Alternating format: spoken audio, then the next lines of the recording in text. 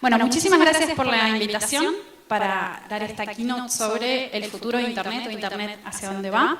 Veo algunas caras conocidas. Les cuento un poco quién soy. Yo soy Micaela Mantelna, soy investigadora en el Berkman Klein Center de la Universidad de Harvard, que es un centro de tecnología y sociedad. Pongo ahí también soy TED Fellow, que esto implica una de las 20 personas que TED elige anualmente para hablar sobre temas vinculados a futuro. Y soy parte también del World Economic Forum del Consejo del Metaverso. También un grupo de 20 personas que durante los próximos 2 años va a estar pensando y delineando o sugiriendo políticas vinculadas al desarrollo del metaverso. Y ahí chiquitito lo aclaro, soy trekkie, soy gamer. Bueno, dije trekkie y rompí todo. Ahí estamos. Perfecto. Y porque en mis presentaciones trato de que sean un poquito más amenas, entonces van a encontrar memes, referencias de cultura pop, entonces ya lo dejo aclarado de entrada en la presentación. La idea de hoy es hablar del metaverso, y si esta conversación la hubiéramos tenido quizás hace un par de meses, todos recordarán que todos los titulares eran el metaverso, hay que meterse en el metaverso, tal empresa entró en el metaverso. Y hoy, ¿con qué nos encontramos? En mayo de 2023, este titular de Business Insider diciendo RIP Metaverso. Entonces, después de una inversión enorme, muchas empresas empezaron a pegar la retirada de decir, ¿qué está pasando con esto? Y si volvemos un poquito más atrás y hacemos un poquito de historia, vemos que si hacíamos una búsqueda en Internet del término, venía más o menos flat, hasta el 2021, que hay una explosión, como vemos en Google Trends, de las búsquedas relacionadas a metaverso. Pero el tema es que de ahí vemos que la atención empieza a decaer hasta hoy, que estamos con este titular diciendo, bueno, gracias metaverso, no te conocimos mucho y ya fuiste. Obviamente ese pico en la popularidad se dio con el anuncio de Meta, del rebranding. Y a mí me gustaba pensar que tanto las empresas como los gobiernos, no las empresas del sector, sino las empresas que por ahí estaban en otros sectores o en otras industrias, esto era un poco lo que estaba pasando, que era todo el mundo necesitaba ir al metaverso. ¿Cuánta gente le gusta Los Simpsons de acá y se acuerdan de ese episodio?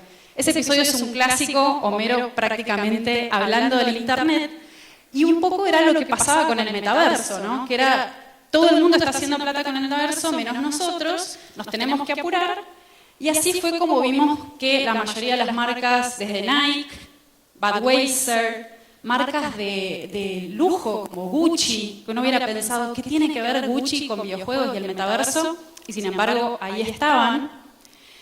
Y de alguna forma, para los que lo veníamos como estudiando de hace mucho o pensando sobre esto hace mucho, lo que empezamos a ver es que el término metaverso se deformó y se transformó como en una especie de palabra que comprendía un montón de cosas. Entonces, todo aquello que estuviera vinculado con cripto, con NFTs, con alguna forma de mundo virtual inmersivo 3D, de repente era metaverso porque era lo que vendía o la palabra de moda.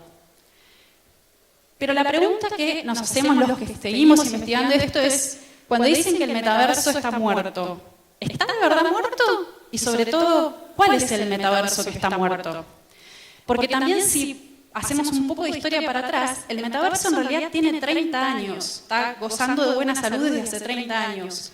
Porque nace de un concepto de Steven Seagal, iba a decir, de Snow Crash, de la novela de Lee Stephenson. Estaba pensando que es tan resistente como Steven Seagal y me traicionó el subconsciente. Pero nace de una novela en la cual se hablaba de de alguna forma, es una novela distópica, no es, mucha gente lo tomaba como un mapa de futuro, o decir, bueno, lo que Neil Stephenson estaba mostrando acá puede ser el futuro. Esto es una Internet tridimensional en la que la gente participaba, pero en realidad si uno lee el libro, y no se los quiero spoilear, no es un mapa de futuro, sino que es una historia de advertencias. Porque la gente que accedía a este lugar, a este pedazo o este sector de Internet, era la gente que tenía determinados conocimientos especializados y obviamente los medios, hardware y los medios técnicos y tecnológicos, los saberes tecnológicos para acceder a eso. El 80% de la población estaba en una situación completamente diferente. ¿Hay fan de Star Trek por acá? Gracias. Para los que no conocen o no han visto Star Trek tenía una de las también grandes influencias que es como el Holy Grail del metaverso, que es el holodeck, que era como esta especie de habitación, imagínense como si fuera esto, en el cual había proyecciones holográficas, que lo interesante no era solamente que era algo que era un holograma alrededor nuestro, sino que podíamos interactuar. Entonces también había una creación de materia. Entonces como el ideal absoluto del metaverso, o el ideal al que se aspiraría es esto, es materia simulada, estímulos sensoriales y sobre todo una interacción libre de dispositivos. Entonces, cuando empezamos a ver cómo se moldean durante estos 30 años estas ideas de metaverso, vemos esa influencia, vemos las influencias filosóficas de la película Matrix, cuando ustedes piensan cómo la gente estaba conectada a la Matrix y en realidad cómo funcionaba desde como un dispositivo de control, ¿no? Desde los incentivos económicos de mantener a la población en ese estado. Y lo interesante también en eso era la percepción de la realidad, que es una de las cosas que más se juegan cuando estamos empezando a hablar qué pasa cuando tenemos la chance de crear un mundo 3D inmersivo. Más cercano, Ready Player One, Lego Movie, y empezamos a ver también los otros antecedentes, que son los antecedentes que vienen del lado de los videojuegos. Porque algo muy interesante es que cuando empezaron a tratar de ensayarse definiciones sobre qué era el metaverso, una de las cosas que más se decía es la nueva iteración de Internet. El metaverso es la siguiente evolución de Internet o el siguiente estado de Internet. Y en realidad, lo que yo les vengo a proponer para contarles es que en realidad es más que nada una convergencia de tecnologías, o va a ser el día de mañana una convergencia de tecnologías, que hereda muchas de las cosas y muchos de los problemas que no tenemos resueltos desde la Internet actual.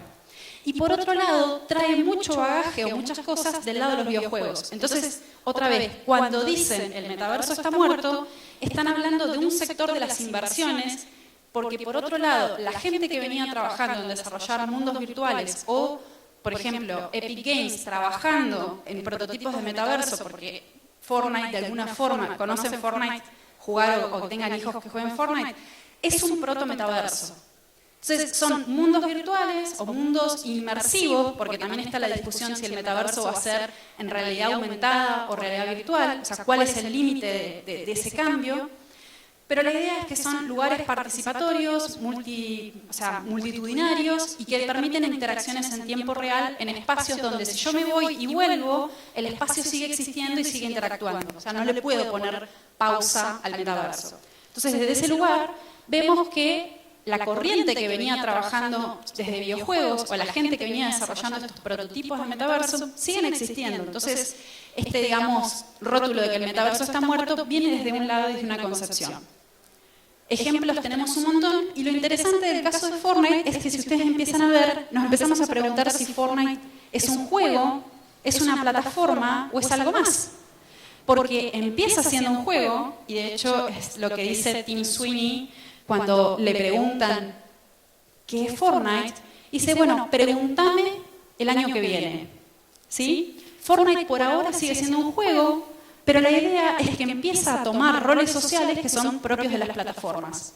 Y a su vez también vemos plataformas que se empiezan a gamificar y toman elementos de los videojuegos. Entonces ahí es otra cuestión de la convergencia, de que por un lado vemos videojuegos que de alguna forma adoptan comportamientos de redes sociales y redes sociales que adoptan comportamientos de videojuegos. Como ven las fechas, diciembre de 2019. Venían realizando inversiones, venían trabajando para la gente que, digamos, que estábamos en esto, venían trabajando sostenidamente en conseguir inversiones, entonces por eso que el discurso de que el metaverso está muerto es simplemente desde un lado, de un sector o de una óptica. Porque también tenemos gobiernos trabajando en el metaverso. Entonces, esto es un informe del Foro Económico Mundial sobre el interés de los países en estas nuevas tecnologías y hay una coincidencia muy interesante de que sobre todo países donde no tienen estabilidad económica y que muchas veces están mucho más apegados al lado cripto, en un interés en el metaverso. Entonces hay como una especie de coincidencia.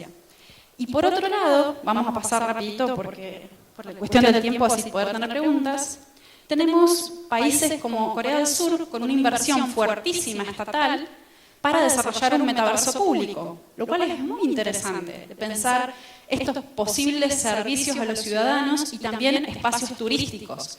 Y yo sé que muchos de acá estarán pensando, bueno, ¿cómo es la infraestructura para bancar eso? ¿Cuáles son las redes que vamos a necesitar para poder bancar esa cantidad de contenido? Vamos a pasar esto más rápido. Entonces, la pregunta de si el metaverso está muerto, ¿cuál es el futuro? Es, ¿cuál es el metaverso del que estamos hablando? Y si los que recuerdan en los 90, o sea, los que venimos de esa época, cuando se trataba de definir Internet, y Internet era todo y nada al mismo tiempo, y era potencial, estamos un poquito en ese estadio, en el cual el metaverso puede ser todo y nada. Entonces, el metaverso del que de alguna forma están proclamando la muerte, podemos pensarlo que es este metaverso que era una evolución del capitalismo. ¿Escucharon hablar del capitalismo de la vigilancia? ¿Nunca?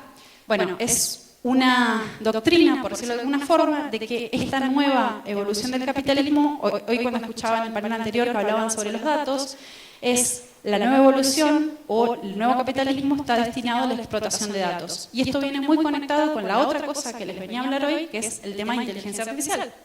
Entonces, la versión del metaverso de alguna forma de la que estaban apostando es esta versión basada en el modelo de redes sociales.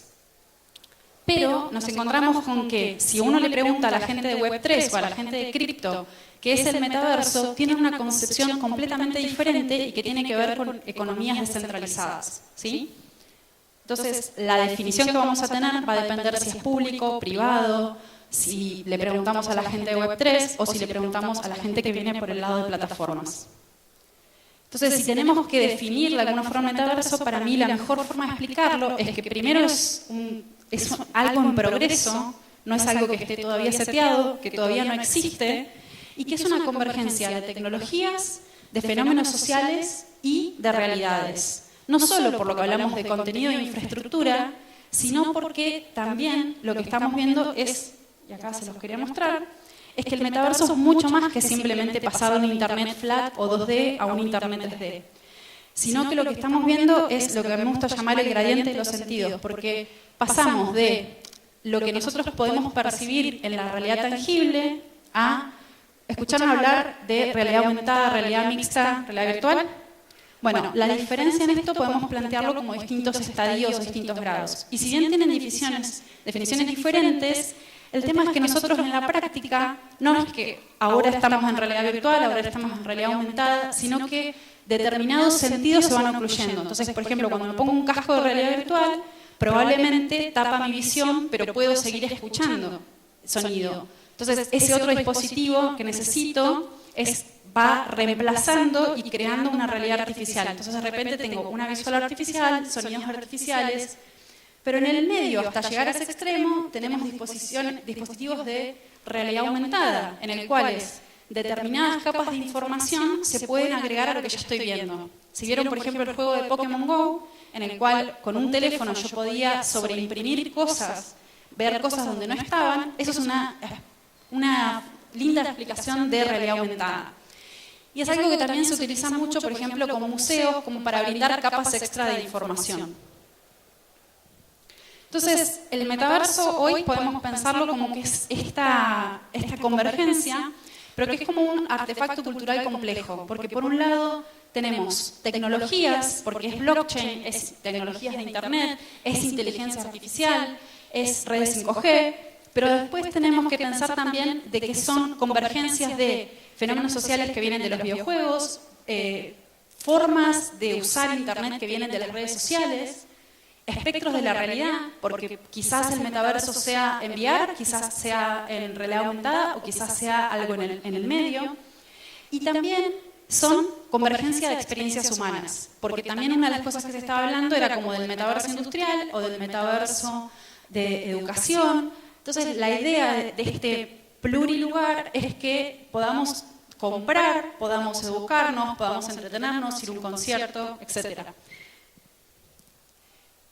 Y lo que yo me dedico a estudiar hace muchos años son los temas vinculados a la ética. Entonces es muy interesante porque estamos en este momento bisagra en el cual de alguna forma podemos definir el futuro de esta tecnología y pensar desde el propósito, pensar qué es lo que esta tecnología nos va a aportar como sociedad.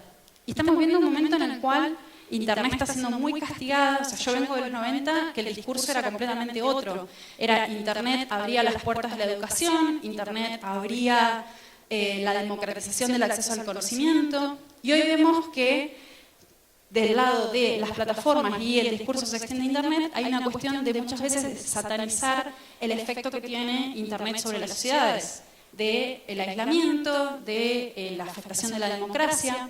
Entonces, también regulatoriamente es interesante pensar que no vamos a tener el mismo clima regulatorio hoy que permitió el surgimiento de Internet. Entonces, para mí, y esto es una cuestión más personal, de pensamiento de proyección personal, no vamos a tener quizás la misma suerte de tener una sección 230, sino que va a estar mucho más enfocada la mirada en cómo se va a desarrollar esta tecnología.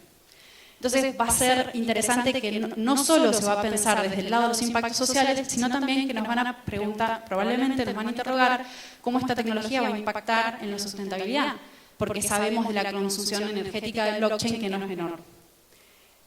Y la otra gran tendencia que estamos viendo, ahí me quedan más o menos 5 minutos, es el tema de IA generativa, porque se murió el metaverso y de repente todos pasaron a tratar de volcar recursos de investigación a inteligencia artificial generativa. Esto es algo que es bastante largo de explicar, no voy a llegar a contarles todo lo que traía, pero la idea es que pasamos de una imposibilidad de tener un Internet que hoy nos brinda resultados listados de alguna forma, con todo lo que sabemos de la optimización de los resultados de búsqueda, a un Internet contextual, a la que vamos a poder casi hablarle en lenguaje natural. Entonces esto altera mucho la dinámica de cómo nos relacionamos con esta información, sobre todo porque nos disocia muchas veces de las fuentes y sobre todo porque trae todos los problemas no resueltos de la inteligencia artificial. Porque la inteligencia artificial, bueno, acá yo les ponía, hoy estos modelos que ustedes están viendo, los modelos en los que se basa ChatGPT y otras tecnologías, por ejemplo, hablaba de las imágenes Stable Diffusion, son modelos que se llaman modelos fundacionales, porque costó muchísimo dinero entrenarlos y hoy esos modelos sirven de ladrillos para otras aplicaciones. Entonces hay muchas APIs que ya están usando estos modelos que ya están creados. Y el problema con estos modelos fundacionales, que si les interesa verlo, este es uno de los papers más explícitos y más interesantes sobre el tema, que se hablaba o trataba de los modelos de inteligencia artificial como stochastic parrots. La expresión lo que alude es una metáfora para hablar que de alguna forma son loros que regurgitan o repiten la información de la que aprendieron. Entonces, el peligro en estos grandes modelos es que una vez que estos ladrillos están consolidados, los sesgos de alguna forma quedan cristalizados y se van a transmitir, casi por una propiedad transitiva, a las aplicaciones que hagan uso de estos modelos. Vamos a pasar de largo todo esto de transformación digital. La idea es simple cuando pensamos, porque estos modelos obviamente son complejísimos, pero si nos retrotraemos a tratar de pensar qué es la inteligencia artificial o qué es un algoritmo, a mí siempre me gusta como explicarlo como que el aprendizaje automático basado en datos lo podemos pensar como un modelo digestivo. Entonces, de alguna forma tenemos ingredientes que son nuestros datos, tenemos una secuencia de pasos, una secuencia de procesos y tenemos un resultado. El problema es que si nosotros modificamos esos datos, obviamente el resultado se modifica. Y esto es muy importante porque todos los datos que nosotros estamos usando, que están en el pasado, los estamos usando para predecir el futuro, porque usamos algoritmos de IA no solo para crear contenido hoy con la IA generativa, sino que estamos todo el tiempo prediciendo y clasificando, ¿sí? Clasificando comportamientos, clasificando o tratando de predecir qué película voy a seleccionar en Netflix, qué voy a querer comprar. Entonces, la inteligencia artificial viene muy de la mano de Internet. El paso o esta siguiente evolución es que estamos hablando de la inteligencia artificial, que no solo es capaz de predecir y clasificar, sino también de crear contenidos. Y esto se empieza a complejizar cada vez más. También por una cuestión de tiempo lo voy a pasar rápido, pero les voy a dejar, si quieren, este QR, que es una investigación que fue el resultado del Google Policy Fellowship 2017, que habla sobre los distintos elementos de cómo la inteligencia artificial impacta en la sociedad y que fue la base a partir de la cual yo trabajé y colaboré con el Plan Nacional de Inteligencia Artificial para el capítulo de Ética y Regulación. Entonces, muchas de las cosas que están ahí las van a encontrar en ese plan. Y una de las cosas que a mí me preocupa, o sea, mi background es estudio, soy abogada especialista en copyright y propiedad intelectual, es la interacción que tiene la propiedad intelectual para crear cajas negras. Porque cuando hablamos de esos procesos que muchas veces no sabemos qué es lo que pasa adentro, esa caja negra puede ser técnica, pero también puede ser legal. Porque no puedo acceder a ese contenido porque hay algún dispositivo o hay algo, que una propiedad intelectual, que no me permite abrir esa caja y ver cómo están funcionando esos modelos. Entonces, atenta en contra de la transparencia. ¿Y por qué esto es importante? Primero, y esto es una discusión que seguramente ustedes conocen muy bien porque fue parte de lo que pasó en la discusión en Europa, es que se está usando inteligencia artificial para moderar contenidos o para pedir la baja de contenidos. Y lo importante es recordar siempre que la inteligencia artificial no entiende contextos, es muy literal. Entonces, cuando hablamos de inteligencia, la definición misma de inteligencia es bastante, digamos, criticable.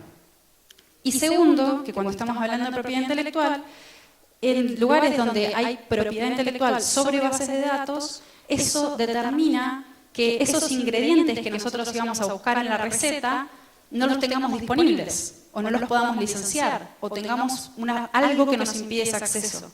Y así como veíamos que si en la receta yo sustituyo ingredientes, el resultado final puede ser completamente erróneo, lo mismo pasa con los sistemas de inteligencia artificial.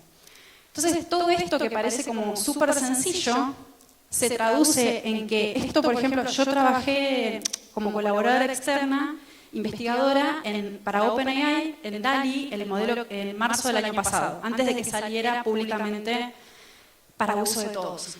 Y de lo que puedo hablar, digamos, fuera del NDA, esto es a partir de julio, pero cuando uno ponía la persona más bella del mundo, ¿notan algo en la definición de persona y de belleza?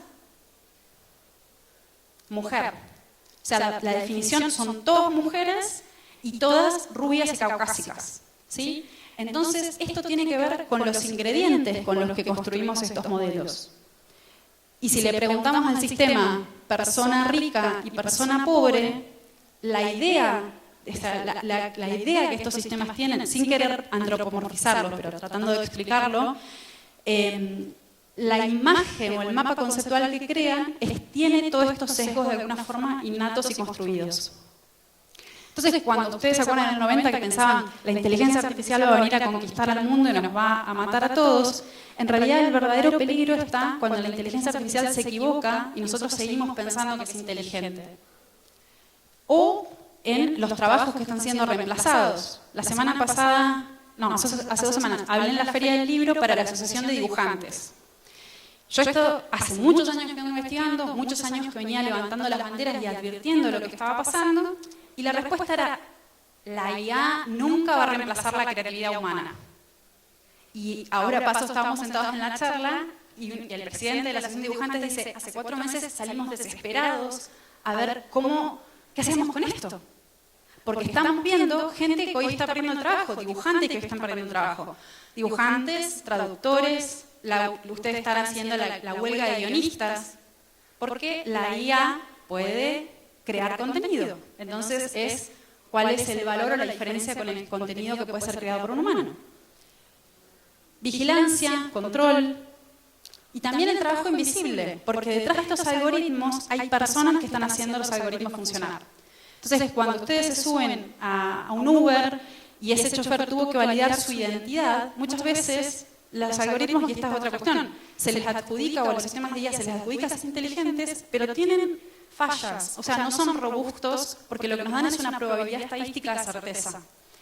Y en ese margen, muchas veces hay personas invisibilizadas teniendo que trabajar. Entonces está la persona tercerizada, precarizada, que tiene que chequear si esa foto corresponde con la del chofer, o para poder clasificar el contenido que circula por las redes sociales, hay gente precarizada en países, sobre todo del tercer mundo, teniendo que ver imágenes violentas, imágenes pornográficas, para poder ayudar a entrenar a los sistemas que están fallando. Porque la moderación automática de contenidos no funciona, porque otra vez lo vuelvo a repetir, la IA no entiende contexto. Entonces podríamos hablar de Black Mirror y cómo parecía algo distópico, pero hoy es una realidad en China. Podríamos hablar de sistemas que tratan de si se acuerdan de la película Minority Report, que parece ciencia ficción, bueno, hubo muchos sistemas de IA hace años que estaban tratando de predecir si una persona iba a reincidir o no, por ejemplo, y hoy están dentro de los sistemas clasificados como peligrosos dentro de la legislación propuesta por la Unión Europea. Y algo más sencillo que todos los argentinos padecemos, ir a un lugar y que te digan, no estás en el sistema, o que la computadora no te registra. Y ustedes, ¿cuán difícil es discutirle? Es hasta quijotesco discutir contra no estás en el sistema. Y es algo que está pasando cada vez más con los resultados de los algoritmos, porque nosotros empezamos a usar al IA como oráculo. Si ustedes empiezan a ver cuánta gente hoy está muchas veces escuchando, le voy a preguntar a ChatGPT. Eso es algo que a mí me alarma cada vez más. La gente está empezando a usar estas herramientas y a confiar o a depositar una confianza en estas herramientas sin entender todo este otro contexto que está por atrás. Así que bueno, ahí nos estamos quedando sin tiempo, como que el avión me anunció la falta de tiempo. Pero la idea es que esto empezó hace muy pocos años, así empezamos con estos sistemas de redes generativas adversariales que podían crear este tipo de imágenes. Nuevamente, y la gente cuando lo mostraba, sí me decían, pero mirá ese gato, claramente te das cuenta que es falso. Bueno, unos años para adelante, los sistemas son capaces de generar este tipo de imágenes y de transformarlas. Simplemente con variar 2 o 3 palabras puedo cambiar el estilo. Y son imágenes que perfectamente las puedo usar para ilustrar, para poner en un artículo. Entonces, detrás de esto vienen, y esto es la otra rama en la que dedico, un montón de cuestionamientos con la propiedad intelectual, que hoy están teniendo que entender qué está pasando con esto y cuál va a ser el rol de los productos creados por inteligencia artificial. Bueno, la gente que venga de ese lado y le interese, los últimos 6 años de investigación terminaron siendo este libro. Y lo que les quería pasar es que esto es la punta del iceberg. Porque así como tenemos modelos en los cuales yo describiendo una frase me creo una imagen, hoy ya esos modelos puedo usar una frase y que cree una animación. Va a ser capaces de crear modelos 3D.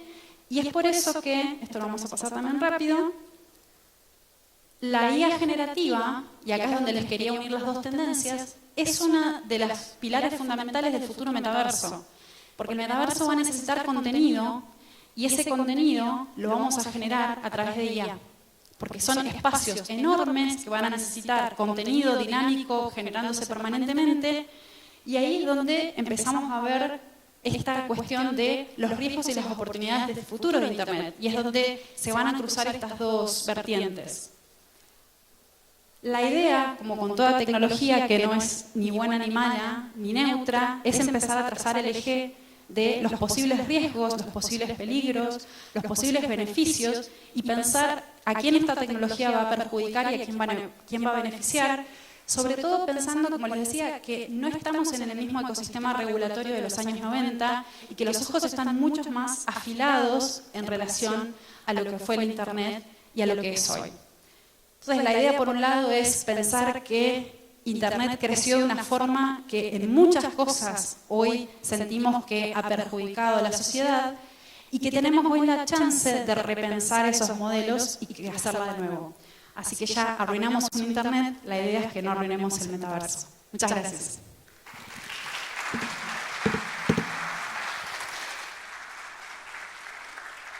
No sé si tenemos tiempo para preguntas o pasamos al segundo panel.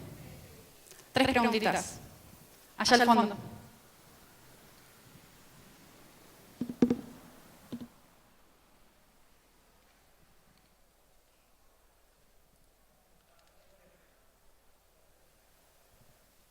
La mía es breve, simplemente si vas a compartirnos la presentación, si podrás de alguna forma... Puedo limpiarla por cuestiones de derecho de autor, literalmente, porque tiene un montón de imágenes que no, pero sí. Ok, gracias.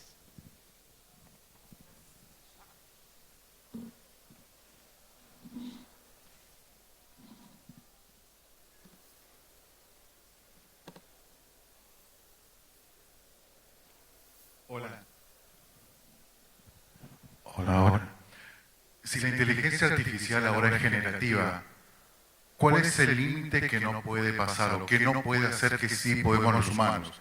Ejemplo, trabajo en el mundo del doblaje. Ahora el doblaje se está haciendo con inteligencia artificial. Me estoy quedando sin trabajo. La segunda pregunta es, ¿ser más humano sería una solución a eso? Hermosa la pregunta. Lamentablemente yo acá puedo dar la respuesta del activista y la respuesta de la persona digamos, que viene investigando sobre esto. Como activista me gustaría que la respuesta sea eso, de que todavía estamos a tiempo de intervenir y cambiar el rumbo de la inteligencia artificial. Pensando las secuencias de donde venimos, yo creo que ahí estamos un poco tarde para intervenir y es un poco lo que también le decía a la gente de la Asociación de Dibujantes. Porque creo que a muchos, y quizás esto es el ego humano de pensar que nunca iba a replicar la creatividad, esto que les decía de hace años, a los abogados mismos yo les decía, esto va a erradicar un montón del trabajo que nosotros hacemos y decían que no. Pero el tema es que elimina mucho trabajo automatizado, pero el problema es que lo que no se termina de entender es que no entiende contexto. Entonces, por ejemplo, no va a tener la misma inflexión o no va a simular la misma inflexión de voz, en el caso de lo que os preguntabas de, por ejemplo, los actores de doblaje. O no va a entender de esas sutilezas culturales, que es donde seguimos necesitando los seres humanos. Pero lamentablemente lo que hoy está pasando y lo que estamos viendo es que los humanos terminan funcionando como revisores de lo que hizo la máquina. Entonces se contrata a localizadores, yo vengo mucho de la industria de videojuegos, los localizadores son los que traducen no solo el idioma, sino el contexto cultural de un videojuego a un país, y lo que se les está contratando a esta gente es para revisar el contenido que ya tradujo la máquina, o a los artistas para que creen en base a lo que ya creó la máquina, o a la gente que hace doblaje de voz, para que entrene o se usan los archivos de voz que esa persona generó durante años para entrenar voces sintéticas. Por otro lado, tenemos cosas tan interesantes como cantantes que están planteando un modelo de negocios donde dicen voy a licenciar mi voz al que la quiera usar y compartimos las royalties. Entonces, para mí la respuesta no es negar la tecnología porque esto ya es imparable y hay intereses económicos muy fuertes que hacen que no podamos volver a poner dentro de la caja. La regulación europea está llegando, pero está llegando también un poco tarde, porque ya hay una posición solidificada en cuanto al estado de madurez de la tecnología. Entonces, se podrán limitar algunas aplicaciones y regular algunas aplicaciones, pero eso no va a quizás mermar el impacto que va a tener sobre la sociedad. Porque hoy hablamos de esta parte, pero imagínense en los autos, por ejemplo, sin piloto. ¿Cuánta gente que hoy trabaja como chofer se va a quedar sin trabajo en función de eso? Entonces la automatización viene por un montón de empleos y el tema más que nada va a ser cómo se van a redistribuir esas ganancias. Entonces, por ejemplo, en el caso de robotización se habla mucho sobre el acceso a un salario universal.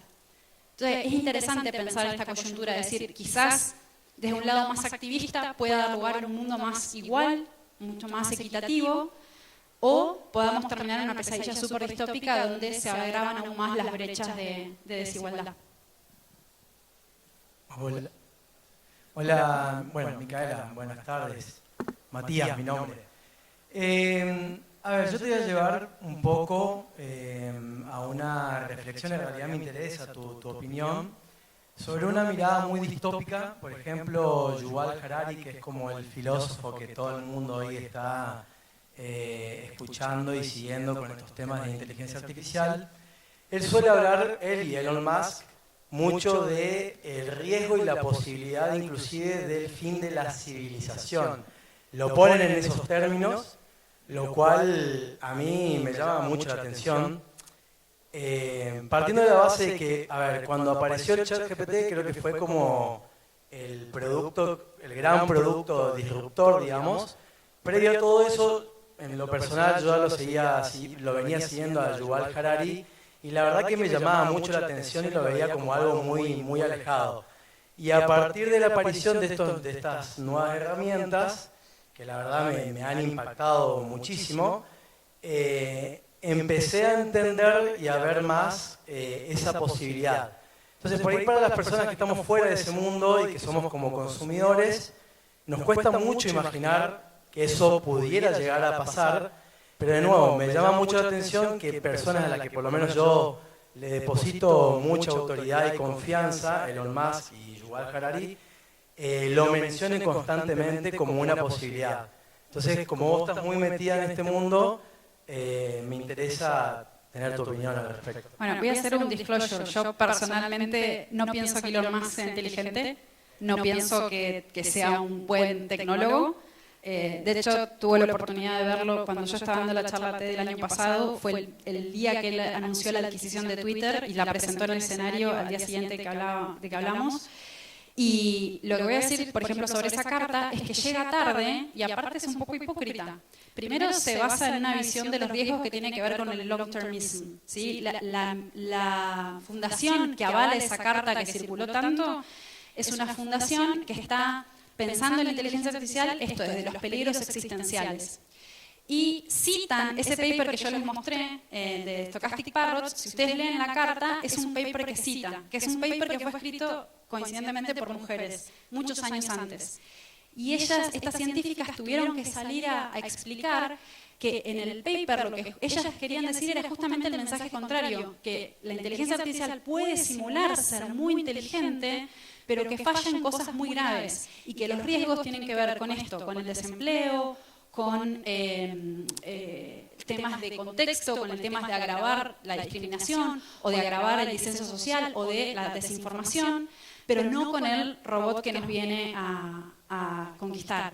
Y por otro lado, lo interesante de esa carta es que algunos de los firmantes, también está Geoff Hinton, que es alguien de inteligencia artificial considerado uno de los padres, de los Godfathers of AI, también salió, pero salen un poco tarde y sin mucho riesgo personal, cuando esto es algo que yo les digo, fíjense, el paper que yo les marqué, el mío, era 2017 yo empecé a investigar, esto lo sabíamos desde esa época. Lamentablemente recién ahora es que se está tomando estado público. Entonces, lo que pasa también es que, y en el caso puntualmente de Elon Musk, es te das vuelta y creas una compañía, o sea, porque es lo que pasó, a las 2 semanas salió con una compañía de inteligencia artificial, que es, bueno, necesitamos salir a competir, y fue un poco lo que pasó con muchas de las empresas de tecnología que no tenían depositada esta confianza, no en la tecnología en sí, sino en un producto viable. Entonces, lo que los sorprendió de ChatGPT a muchos, y un poco más sobre el tema de Midjourney, es cómo pudieron encontrar un público y un producto viable que pudiera ser comercial. Entonces, es como que empezás a ver como todo ese trasfondo un poco más complejo de lo que está pasando.